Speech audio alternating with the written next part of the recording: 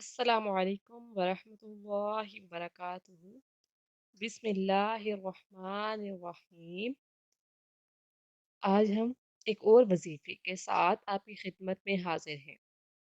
سب سے پہلے آپ سب لوگوں کا بہت شکریہ جو کہ ہمارے وظائف دیکھتے ہیں۔ ان وظائف کی برکت نصیب فرمائے، آمین۔ آج کا جو وظیفہ ہے وہ ہے سورہ لہب۔ سورہ لہب پڑھنے سے آپ کو کیا فائدے حاصل ہوں گے کہ اگر آپ کو معدے کی یہ بیماریاں لاحق ہیں جیسے کہ جلن، السر یا گیس وغیرہ، تو آپ کو چاہیے کہ یہ وظیفہ کریں۔